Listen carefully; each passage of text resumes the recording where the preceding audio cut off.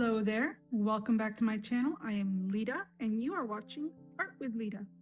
Today I want to give you guys a look at two of the sketchbooks that I filled in 2024. This is the first one. It is a Stillman and Byrne Zeta series sketchbook. That means that the paper is very smooth. Now for the cover, I did a fancy old-fashioned L and then just surrounded it with flowers and a few bees. This was actually quite intricate for me to design. I did it all out on my iPad, printed the paper out, and then transferred it to the sketchbook and then did it in with white marker, and it just took forever. So I'm probably never going to be doing something so intricate again for a sketchbook cover, but it does look quite nice, I think. All right, let's take a look inside, shall we?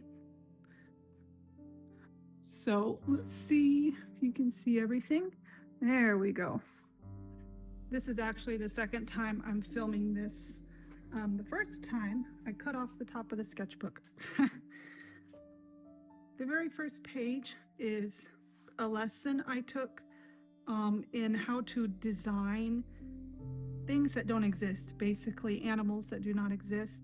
And I actually made one on the first page here, and it turned out so awful and so grotesque that I covered it up with a gouache painting of a beautiful African child that goes to one of our churches in Africa. She is very beautiful and very nice on the front page of the sketchbook. Far better than that nasty thing I had come up with trying to invent something that doesn't exist. I also have a few quotes here from Jess Karp. She's a YouTuber. Look her up if you haven't. She does lots of sketchbooks. These were done in pen. They're okay. They turned out okay. I'm not too crazy about them. She looks like she needs help. That's all I can say about that. One of my favorite animals in Africa, going to the parks, to the national parks, is the kudu. I absolutely love them. There's very few animals that can be as large as they are and as graceful. This is a sheep done in watercolor pencil and a baby that goes to one of our churches in Africa there.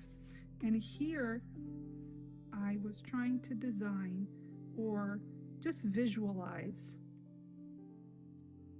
where sheep would sleep, a nice peaceful place, because this Bible verse over here, and you see it on camera, this Bible verse talks about having a place to lie down in peace because our sovereign Lord cares for us.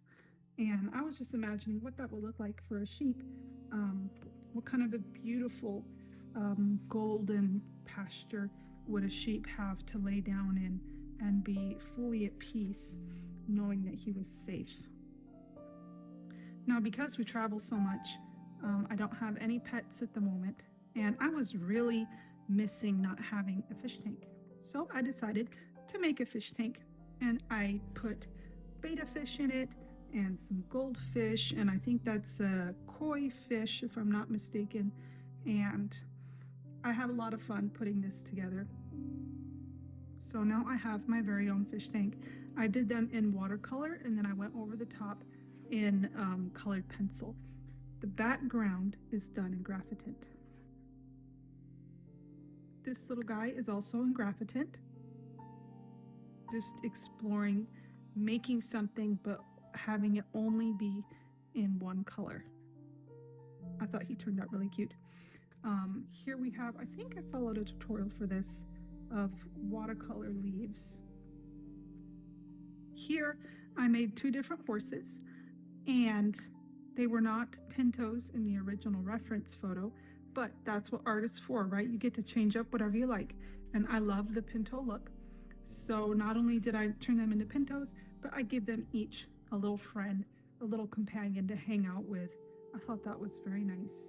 I especially love this, the way the dog turned out here. They just look like they're best friends hanging out together in my sketchbook.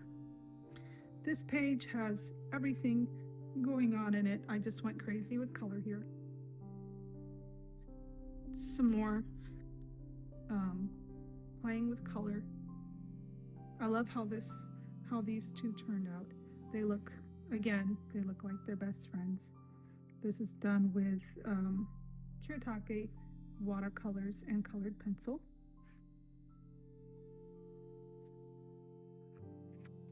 I absolutely love this one. I don't know how I did it, but all the colors, as colorful as that is, because you have pink and green and yellow and all kinds of stuff going on in here, but it all looks so unified as a color palette that I just love it. I absolutely love it. And something that I've never really done before, either before or since, was to put in the black outlines all around the horse. And I thought he's just big and powerful and beautiful and just a wonderful horse. All right, comment below if you know who these people are.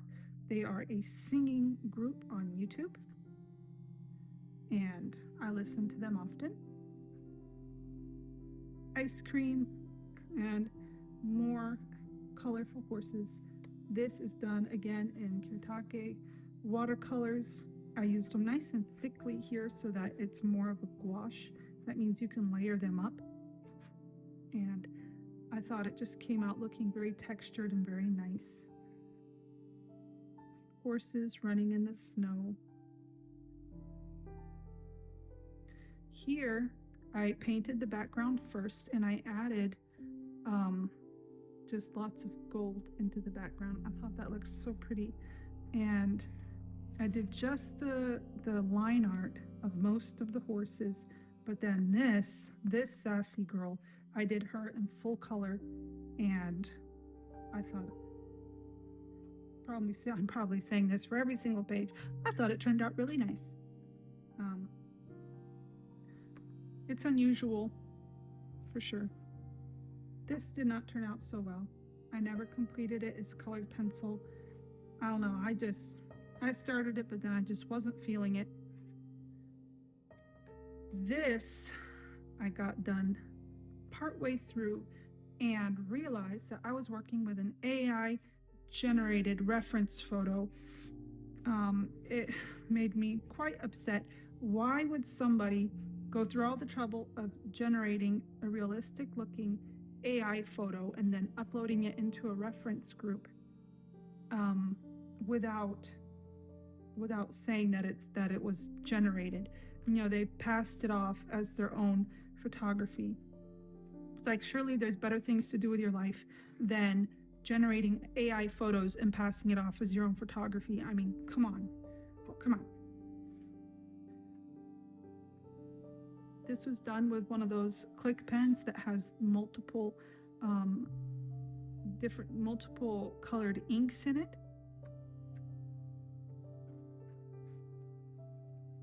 Here we have a horse. Now this is something I've been doing a little bit, not too much, but I'm adding ram's horns onto some of the horses I make. I think it's a neat look. What I love about this, I love the color in general, the color palette, but I love how his mane and tail look like waves of water. Definitely inspired by water for this one. Now, you've heard me mention her before. I'll mention her again. The Frugal Crafter. I watch her often on YouTube, but she breaks her sketchbook up into bits and pieces like this. And so I gave it a try. It's a little bit technical, but it's a neat look at the end of the day. This was done all in pen, and these were done in watercolor. You can see my growing fascination with dragonflies. Well, folks, you want to know me? This is me. People, flowers, food, everything all messy and, you know, colorful on the page. This is just some random guy I painted in there. I absolutely love Lord of the Rings. My favorite movies ever. I do not take credit for the design of this, though. I think I saw a picture on Facebook or something, a painting that looked a bit like this.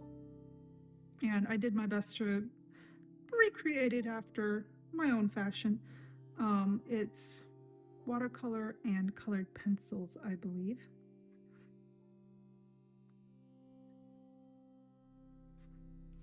This is pen and colored pencil. I'm sorry, not pen and colored pencil. It's watercolor and pen.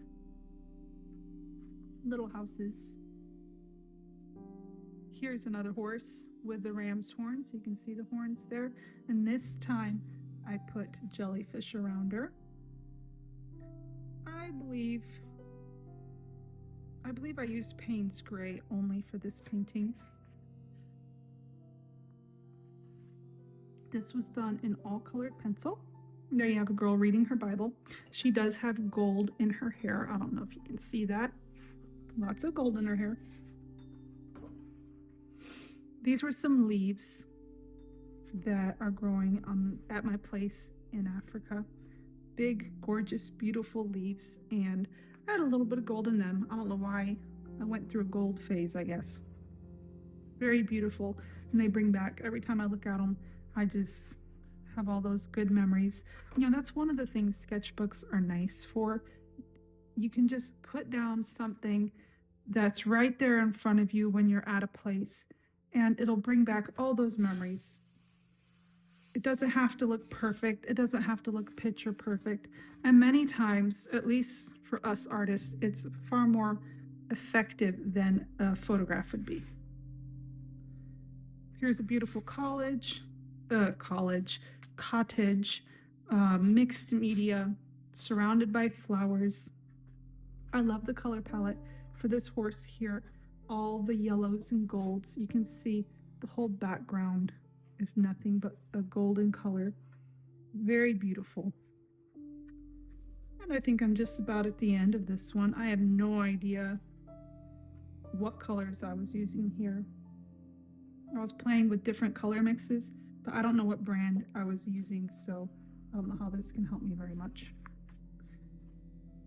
All right, and that's it. You can see I have one more page here that I'm probably never going to fill. All right. This was my second sketchbook for 2024. I stenciled in a dragonfly on the cover, and this is a quote I found. Any day spent with you is my favorite day, so today is my new favorite day.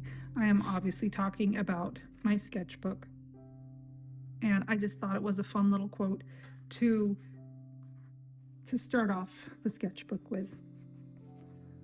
All right, this was a tutorial on YouTube by a woman named Elizabeth Wieland. You can look her up if you like this sort of thing, you like learning how to work in graphite pencil. A lot of fun. The first page of your sketchbook should never be a very serious page.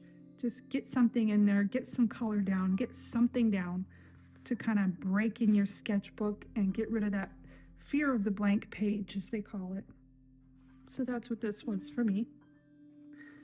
I call this the River Path number 1. I actually named this painting, and I had every intention of making a River Path number 2, but I never did. But I had every intention of doing it. Over here, I did not plan this painting out. It was intuitive, but I put down the colors as I used them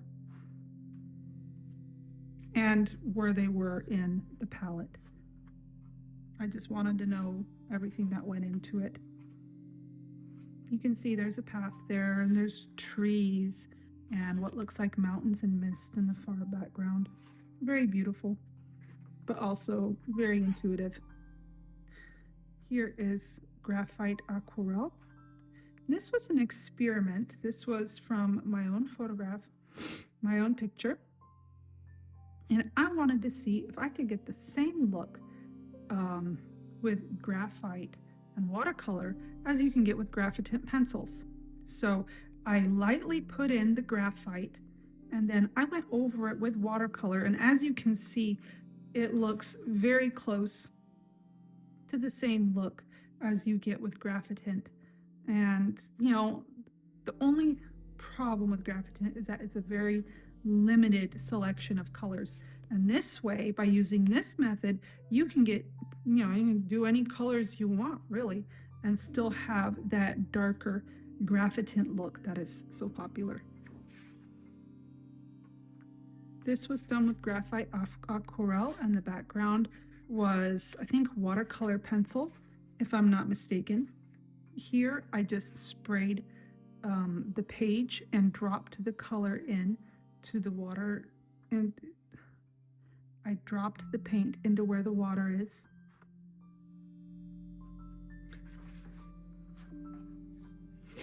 Here we have a bunch of houses, more house silhouettes.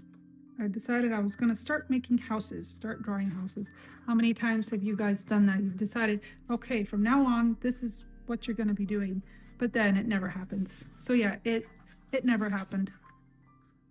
We were invited to somebody's house in Romania, and this is what their yard kind of looked like, and they actually had some milk cows, and she was milking the cows, so I just drew that in really quickly.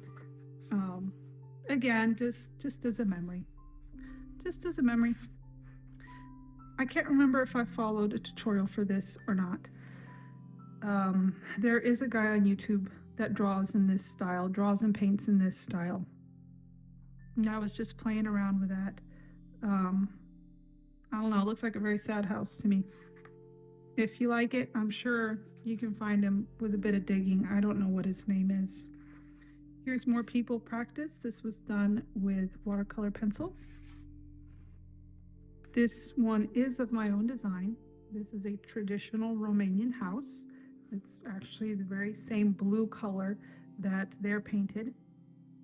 And I was missing home at this point, as we had been gone for months. And I don't know, I liked it. It looks like there's a little sunset right behind it. It's more practice.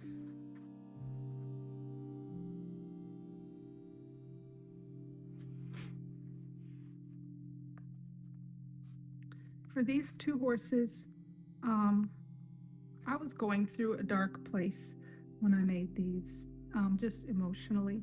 And I think it comes through in the expression on their faces. When it comes to art, if you let it, it can reflect what you're going through. And despite the bright, happy colors and the gold I have going on the page there, when I look at this horse and I look at its eye, I don't see happiness or peace there. And that's something to be aware of. Many times, if you try to do things overly detailed and you're trying to make it look exactly like your reference image, you can make it so stiff that you lose that emotion. And that's one of my goals in art, is to be an outpouring of emotion, an outpouring of myself, and I think it really came through in these ones. This was done with polychromos. Just a happy little bird holding his flower. I do not know why I made the background black. I think that was a mistake, but the little bird himself turned out okay. This is oil pastel. I am not very good with oil pastel, as you can see. Definitely need to practice more when it comes to that. This is from Johanna Basford. I'm not sure if I'm saying that correctly. She has some free printouts on her website, so I printed one out and transferred it, and there's actually another line, but I can't find the paper that I printed out, so I guess this page is gonna forever be unfinished, but that was fun doing those in. This is colored pencil over watercolor. I followed a tutorial, and it's kind of meh for me. I look at it and kind of wish I hadn't wasted my time on it. What is this? This is a test page. I was testing things out. I was testing markers and just, I don't know, all kinds of blending. And usually in my sketchbooks, I'll have a page or two dedicated just to this sort of thing. This is the top of a plant that I saw in a garden center, and I thought it was so pretty. And of course, if you have the bright orange, you need to add bright blue around it, don't you? I mean, come on, complementary colors and all that. This was done with Ohuhu water-based markers, not the brand new ones that they just came out with. So this is not the paper-friendly ones. This is the older type. And I was able to get, several layers going on there. It's okay. I was more just seeing how far I could push them before my paper started to disintegrate. You can see it started to fall apart there, but it was just an experimentation piece. This is from The Modern Flower Painter. It's a book by Anna Mason. This is a tutorial that is in the back of the book, and I wanted to see if I could do some botanical watercolor art. And as beautiful as I find those flowers and stuff, I just don't know if it's for me. It takes so much time to do everything, and you have to be so precise, even in your colors. It's just not really for me. I might do it once in a while just for fun, but I do prefer my intuitive painting far more. Here's more graphite with watercolor on top. More pens and Ohuhu markers. More leaves. I don't know why I used so much of this paper on leaves.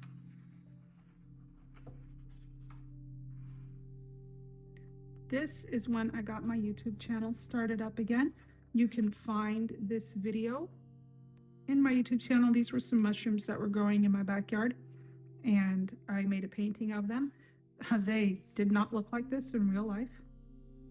This is what they looked like after I got through with them.